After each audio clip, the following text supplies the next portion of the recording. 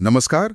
आज हम बात कर रहे हैं फाइनेंशियल फ्रीडम की और एक अहम सवाल पर। हाँ, सवाल ये कि क्या भारत में फाइनेंशियल फ्रीडम मतलब पैसों की पूरी आजादी पाने के लिए अपनी रेगुलर नौकरी छोड़ना जरूरी है? बिल्कुल। हमने कुछ लेख देखे हैं इसी टॉपिक पर, वित्तीय स्वतंत्रता, नौकरी के साथ या बिना। तो आज इसी पर थोड़ी गहराई से बात करते हैं। हाँ, और देखिए, फाइनेंशियल फ्रीडम का मतलब सिर्फ नौकरी से छुट्टी पाना नहीं है, जैसा कि इन लेखों में भी समझाया गया है। सही। तो क्या है इसका असली मतलब? इसका मतलब है कि आपके पास इतने पैसे हों, इतने इनकम के सोर्स हों कि आप अपनी जिंदगी अपनी शर्तों पर जी सके, बिना रोज की नौकरी की मजबूरी के। हाँ बिल्कुल। ये असल में समय, अपनी पसंद चुनने और खुशी की आजादी है। अच्छा, लेखों में पुणे की एक काल्पनिक पात्र सारिका का जिक्र है।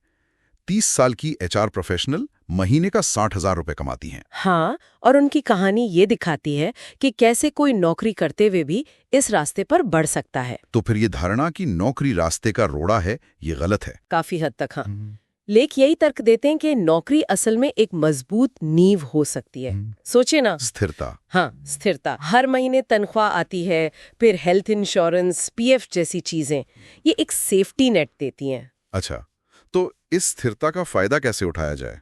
लेख कुछ रणनीतियां बताते हैं, साइड हसल वगैरह। हाँ बिल्कुल। लेख कहते हैं कि आप नौकरी की स्थिरता को इस्तेमाल करके साइड में कुछ और करें, जैसे शायद सारिका ने ब्लॉगिंग की हो या फ्रीलांसिंग। और साथ में स्मार्ट निवेश भी, जैसे एसआईपी। हाँ, एसआईपी यानी सिस्टमैटिक इन्वेस्टमेंट प्लान, या फिर डिविडेंड देने वाले स्टॉक्स। इनसे धीरे धीरे एक और इनकम सोर्स और संपत्ति बनती है। तो मतलब नौकरी छोड़ना मंजिल नहीं बल्कि एक पड़ाव हो सकता है, या यूं कहें कि एक साधन। हाँ, एक साधन। लेकिन शुरुआत कहाँ से हो? सारिका जैसे किसी के लिए पहला कदम क्या होगा? शायद बजट बनाना। लेखों में वो 50-30-20 नियम की बात है। हाँ, 50-30-20 नियम एक अच्छा फ्रेमवर्क है।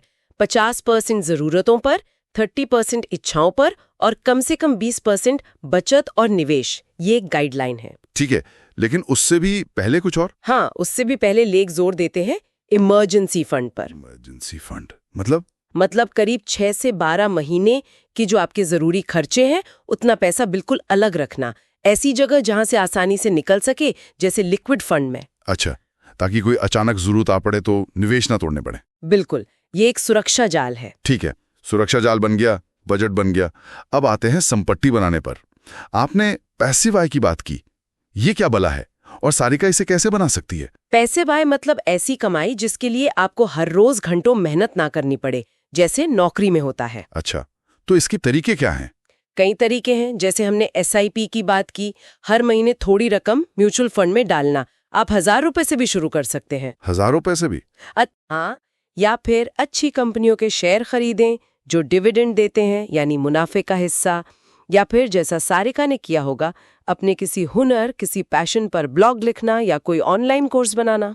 लेकिन इसमें वो निवेश का डर वाली बात भी तो आती है। लोग डरते हैं पैसा लगाने से। हाँ, ये आम चुनौती है। लेके इसका हल बताते हैं। छोटी रकम से शुरू करें, धीरे धीरे समझ बढ़ेगी, और अगर ज्यादा डर लगे तो किसी सेबी रजिस्टर्ड सलाहकार से मिल लें। ठीक है, और साइड हसल का क्या?